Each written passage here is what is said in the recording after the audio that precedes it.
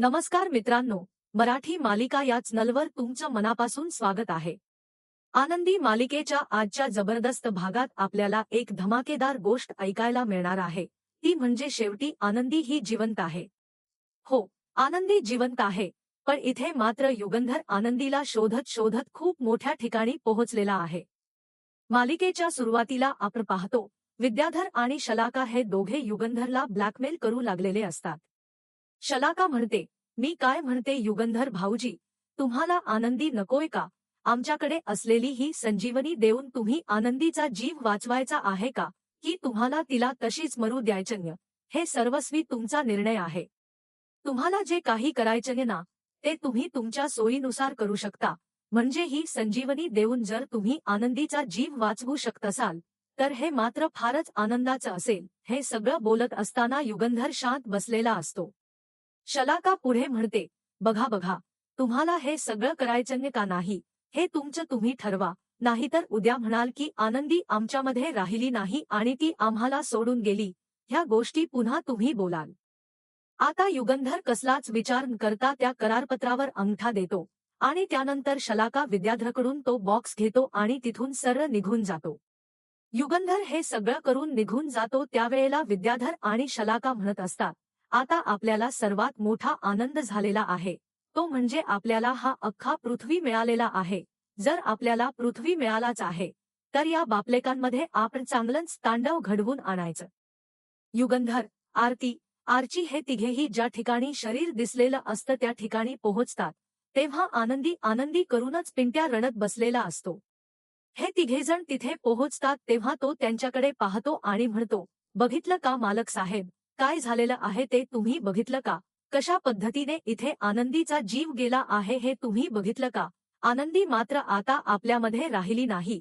मालक साहेब, तुम्ही इथे येण्यासाठी फारच जास्त उशीर केला. तेव्हा आरती रडू लागते आणि म्हणते, अगं आनंदी, हे बघ, असं काय करतेस? आनंदी उठ ग, हे बघ, असलं काहीही करू नकोस, तुला काहीही होणार नाही.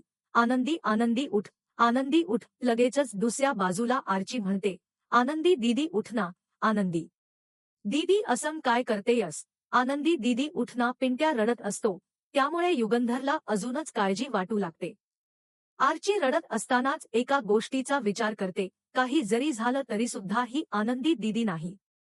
आणि ती उठून उभी राहते आणि म्हणते, मालक साहेब, या सगळ्या गोष्टी फक्त आणि फक्त तुमच्यामुळे झालेल्या आहेत. या सर्व गोष्टींना तुम्ही जबाबदार आहात. आज आनंदी दीदी आमच्यामध्ये नाही, फक्त आणि फक्त तुमच्यामुळे ती या जगातून आमच्यासोबत निघून गेलेली आहे, असा आर्चीचा सरळ आरोप युगंधरवर असतो. तेव्हा युगंधरला सुद्धा धक्का बसतो की हे सगळं कसं होऊ शकतं आणि खरंच आनंदी सोडून गेली असेल का, यात सगळ्या गोष्टींचा विचार युगंधर करू लागलेला असतो. आर्ची पुन्हा म्हणते, मालक साहेब, मालक साहेब, या सगळ्या गोष्टी फक्त आणि फक्त तुमच्यामुळे होत आहेत. आज तुमच्यामुळे माझ्या दीदीची ही अवस्था झाली आहे. माझ्या दीदीला एवढा त्रास होतोय तो फक्त तुमच्यामुळे होतोय. मग आरती सुद्धा उठून उभी राहते आणि लगेचच युगंधर म्हणतो, एक मिनिट, ही आनंदी नाहीये, कारण आनंदीच्या उजव्या हातावर ती आहे. असं बोलल्याबरोबर आरती सुद्धा म्हणू लागते, हो हो, अगदी बरोबर बोलताय तुम्ही. आनंदी दीदीच्या हातावर ती आहे. मग आनंदी दीदीच्या हातावर ती आहे, तर ही मात्र कोण आहे? असा विचार आता सगळे करू लागतात. लगेच युगंधर म्हणतो, हे तर कन्फर्म आहे, ही आनंदी नाहीये. मग लगेचच शिर्के तिथे येतात आणि सांगतात, मालक साहेब, आत्ताच एक खबर मिळालीय. आनंदीला इथे कोल्हापूरच्या बसमध्ये चढताना एका व्यक्तीने पाहिलंय. असं म्हटल्याबरोबर पोलीस सुद्धा आलेले असतात. पोलीस तिथे आल्याबरोबर एक गोष्ट क्लिअर झालेली असते, ही आनंदी नाहीये. मग हे सगळं आहे, या मुलीजवळ आनंदीचं गाठोड आणि या सगळ्या गोष्टी कशा काय? असं विचारल्याबरोबर पोलीस सांगतात, ही एक चोर आहे आणि हिने आनंदीचं ते गाठोड चोरलं. लगेच पोलीस मालक साहेबांना सांगतात, मालक साहेब, हिला एका सीसीटीव्हीमध्ये पाहिलं की हिने त्यांचं गाठोड चोरलं होतं आणि हे गाठोड चोरूनच ही मुलगी इथे आली होती. हे सगळं सांगितल्यानंतर युगंधर अजूनच काळजीत पडतो, कारण त्याने स्पष्टपणे सांगितलेलं असतं की काही जरी झालं तरी आर्ची आणि आरती या दोघींसमोर शोध करताना यायचं नाही. मग युगंधर भडकल्याचं नाटक करतो. तो म्हणतो, काही जरी झालं तरी सुद्धा मी तुमच्या बहिणीला मदत करणार नाही. आणि तुम्ही आता माझ्यावर जे आरोप करत होतात ना, ते मी अजिबातच सहन करून घेणार नाही. आणखी एक महत्वाची गोष्ट, तुमची बहीण नक्कीच लवकर सापडेल, आणि एकदा का ती सापडली की तिला सरळ तुमच्या आबांच्या घरी घेऊन जायचं. तिचा आणि माझा कसलाही संबंध नसणार, असं पुन्हा एकदा युगंधर सांगतो आणि मग तो बसस्टँडला शोधायला निघतो. इकडे आरती आणि आर्ची या दोघींना घरी जायला सांगितलेलं असतं, कारण युगंधर आता एकटाच तिकडे शोधायला निघालेला असतो. इकडे कोल्हापूरची संजीवनी धर्मशाळा दाखवलेली आहे, जिथे आनंदी जाऊन पोहोचलेली आहे. स्वतःच्या हातापायांचा आधार घेत, आजूबाजूला असलेल्या माणसांना विचारत भिंतीचा आधार घेत एक पाऊल टाकत आनंदी त्या धर्मशाळेपर्यंत पोहोचते. या धर्मशाळेत ज्यांचं कोणी नाहीये किंवा काही गैरसोयीमुळे किंवा आणखी काही कारणांमुळे अशी लोक राहतात, आणि त्याच लोकांमध्ये आनंदी येऊन पोहोचलेली असते. आनंदीसाठी हे सगळं नवीन असतं, पण कोणाची तरी मदत घेत ती शेवटी संजीवनी कार्यशाळेच्या मालकिणीच्या केबिनपर्यंत पोहोचते. तिथे खूप लोक काम करत असतात, गप्पा मारत असतात, आणि आधाराची गरज असलेल्या अनेक बायकाही असतात. त्यांच्यासोबत आनंदी येऊन राहू लागते. दुसरीकडे शिर्के आणि युगंधर बोलत असतात. युगंधर शिर्केंना म्हणतो, शिर्के, हे बघा, काही जरी झालं तरी सुद्धा आनंदीला काही होता कामा नये.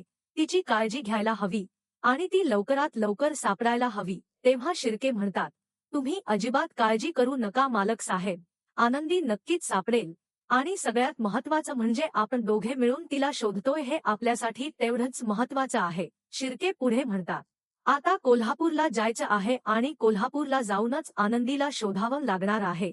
आनंदी अशा पद्धतीने तिथे गेली आहे, या सगळ्या गोष्टीमुळे आता मोठं वादळ निर्माण होणार.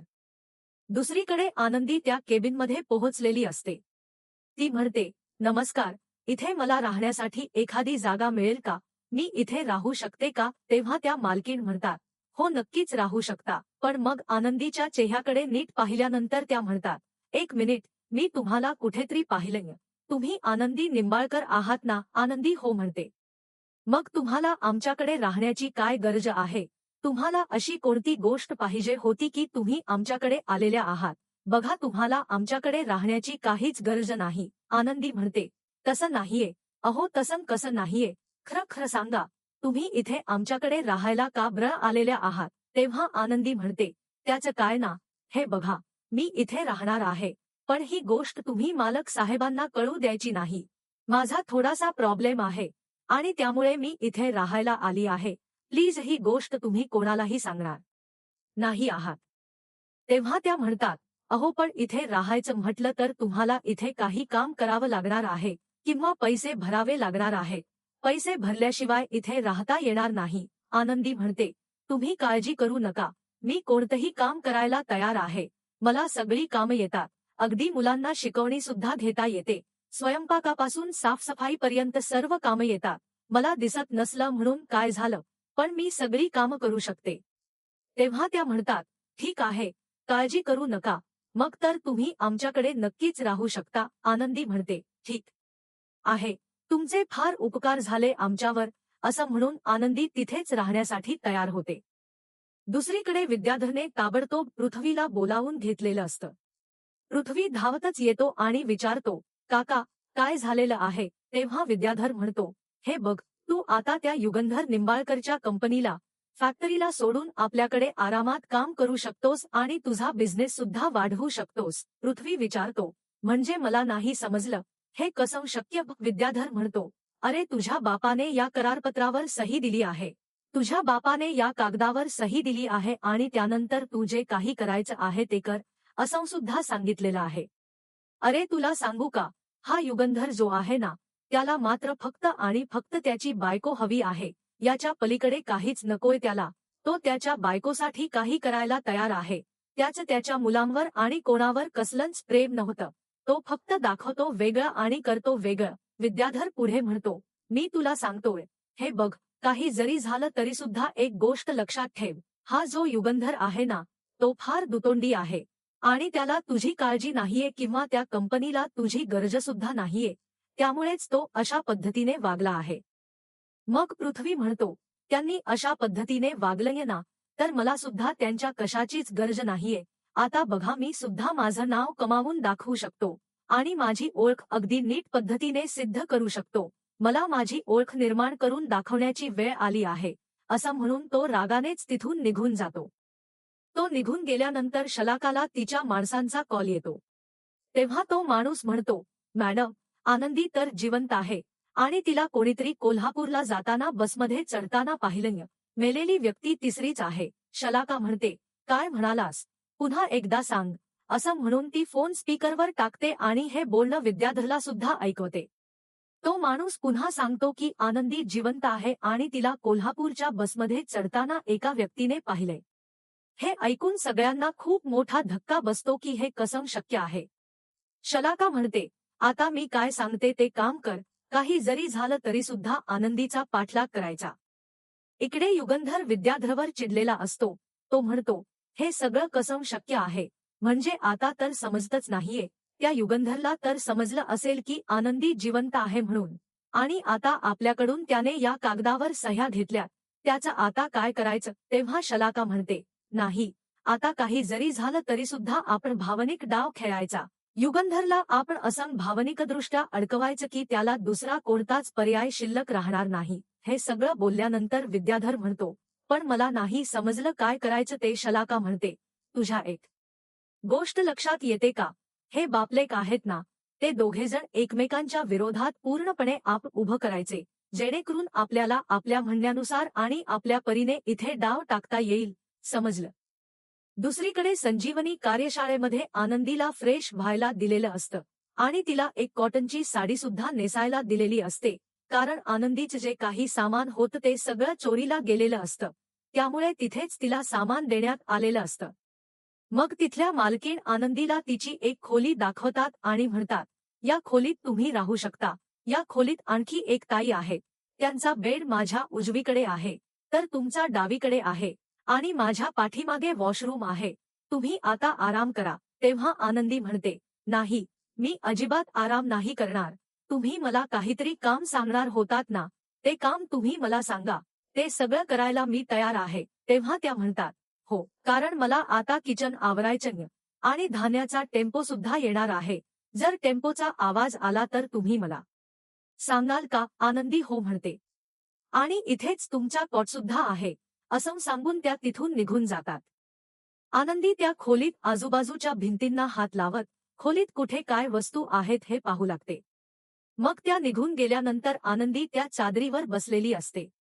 आनंदी विचार करते, काही जरी झालं तरी सुद्धा मला या सगळ्या गोष्टींचा थोडासा विचार केला पाहिजे, आणि सगळ्यात महत्त्वाची गोष्ट म्हणजे मी इथे राहिले तर कोणालाही काही प्रॉब्लेम होता कामा नये. हे सगळं बोलल्यानंतर आनंदी बसलेली असतानाच एका गाडीचा आवाज येतो. आनंदी विचार करते, बहुतेक तो धान्याचा टेम्पो आलेला असावा. मला आता जाऊन ही गोष्ट त्यांना सांगायला हवी, असं म्हणून आनंदी तिकडे निघते. नेमक्या त्याच वेळेला युगंधर तिथे येऊन पोहोचलेला असतो. युगंधर कोल्हापूरला शाहूवाडीमध्ये येऊन पोहोचतो आणि तिथे पोहोचल्यानंतर त्याला आनंदी आली आहे ही खबर कदाचित लागलेली असावी, आणि त्यामुळेच इकडे तो आलेला असतो. जेव्हा युगंधर तिथे येऊन पोहोचतो त्यावेळेला आनंदी टेम्पो आला आहे ही खबर सांगण्यासाठी निघालेली असते. युगंधर मात्र आनंदीच्या पाठोपाठ आलेला असतो. त्याला इथल्या मालकिणीशी बोलायचं असतं म्हणून तो तिथपर्यंत पोहोचलेला असतो. जेव्हा युगंधर येतो त्याच्यासमोर आनंदी उभी असते, पाठमोरी, पण युगंधरच्या मात्र ही गोष्ट लक्षात येत नाही.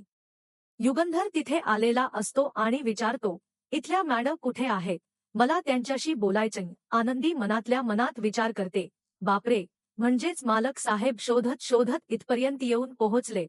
मालक साहेबांना समजलं की काय मी इथे कोल्हापूरमध्ये या शाहूवाडीत या संजीवनी कार्यशाळेत राहते. ही गोष्ट त्यांना समजली की काय? तर मित्रांनो, आजच्या भागामध्ये एवढंच. उद्याचा भाग पाहायचा असेल तर मराठी मालिका या चॅनलला नक्की सबस्क्राईब करा, कारण उद्याचा भाग खूपच धमाकेदार आहे.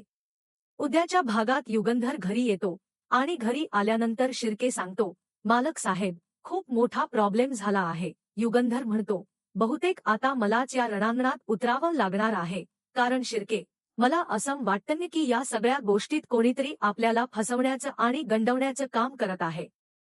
इकडे आनंदी तिच्या खोलीत शांत बसलेली असते, पण तेवढ्यातच शलाका आणि विद्याधरची माणस त्या संजीवनी आश्रमात येऊन पोहोचतात आणि तिथे पोहोचल्याबरोबर आनंदीसमोर एक बॉक्स घेऊन येतात. आनंदी विचारते, कोण आहात तुम्ही? तेव्हा ती माणसं आनंदीच्या तोंडावर रुमाल दाबतात आणि तिला बेशुद्ध करून त्या बॉक्समध्ये टाकतात. आनंदीला बेशुद्ध करून बॉक्समध्ये टाकल्यानंतर ती माणस तो बॉक्स घेऊन विद्याधर आणि शलाकाकडे पोहोचतात. आता युगंधर आनंदीला कशा पद्धतीने शोधून काढेल हे पाहणं फार इंटरेस्टिंग आहे. एक नुकताच प्रोमो सुद्धा आला आहे आणि त्या प्रोमोमध्ये दाखवण्यात आलं की नागपंचमीच्या दिवशी युगंधर आनंदीसाठी पूजा करतोय आणि तेव्हा विद्याधरसमोर एक खूप मोठा साप येतो, पण युगंधर त्या सापासमोर हात जोडून उभा राहतो आणि तो साप तिथून निघून जातो. ज्या बॉक्सवर तो साप असतो त्याच बॉक्सखाली आनंदी असते आणि जेव्हा युगंधर तो बॉक्स उघडायला जातो तेव्हा मात्र विद्याधर आणि शलाकाची चांगलीच फजिती होते. त्यांची बोलती सुद्धा पूर्ण बंद होते. हेच आपल्याला उद्याच्या भागात पाहायला मिळणार आहे. तर मित्रांनो, नक्कीच आनंदी ही मालिका तुम्हालाही आवडत असेल आणि या मालिकेतलं कोणतं पात्र तुम्हाला आवडतं हे सुद्धा कमेंट करून सांगायला विसरू नका. मराठी मालिका या चॅनलसोबत पाहत रहा आनंदी. भेटूया उद्याच्या भागात. तोपर्यंत धन्यवाद.